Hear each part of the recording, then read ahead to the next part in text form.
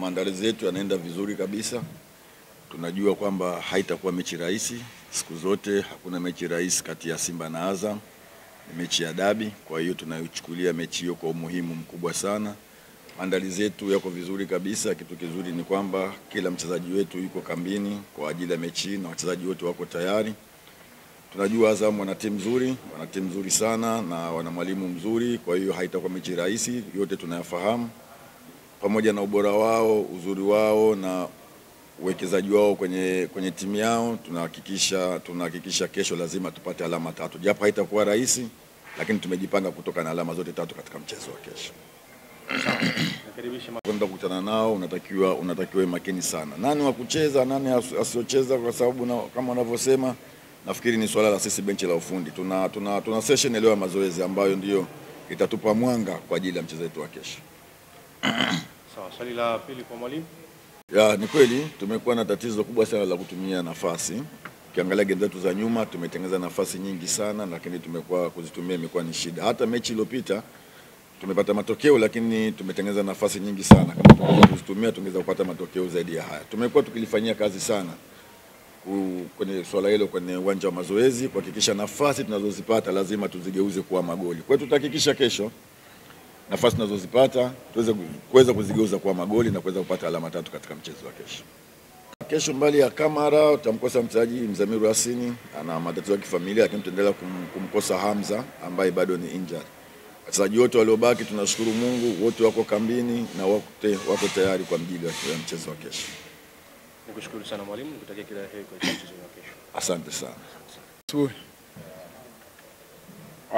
Kwa niaba ya wachezaji naweza kusema kwamba tupo tayari kuelekea katika mchezo wa kesho dhidi ya Azam. Tunajua mchezo hautakuwa mwepesi, mchezo utakuwa ni mgumu, lakini tupo tayari kupambana ili kuweza kuhakikisha tunapata pointi 3.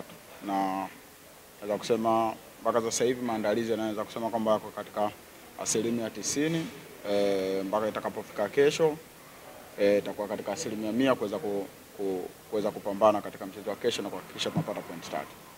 Sawa. Kutokufanya vizuri kwa timu ya Azam sio kwamba tunaichukulia ni advantage. Sisi tunachochukulia ni jinsi timu yao jinsi ilivyo kwa ujumla, sababu tunajua Azam ina wachezaji wenye quality nzuri, ina kocha mzuri. Kwa hiyo sisi kama wachezaji naenda kwa kuiheshimu timu ya Azam, lakini tunaahidi kupambana kuhakikisha tunapata pointi 3. Ukiangalia katika mechi nyingi zilizopita tumejaribu kutengeneza nafasi nyingi na tumeweza kufunga magoli machache, lakini nachoshukuru kwamba benchi letu la ufundi liliona hilo na kupitia mwalimu wetu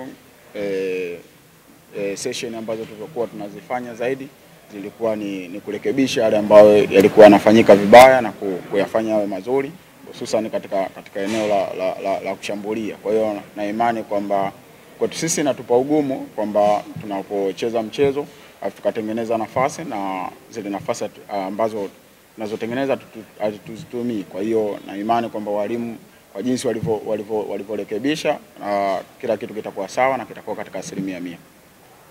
Mchezo wa mwisho tumepata ushindi, na kusema kwamba ni mwendelezo wa kile ambacho tulichokuwa tumekiacha katika mechi za ligi. Kwa hiyo kwa upande wao walikuwa wameweza kupata suluhu, na ndio maana mwanzo niliweza kusema kwamba hatutaangalia kile ambacho wao wanakifanya, zaidi ambacho tutaangalia ni thamani yao na ukubwa wao waliokuwa nao.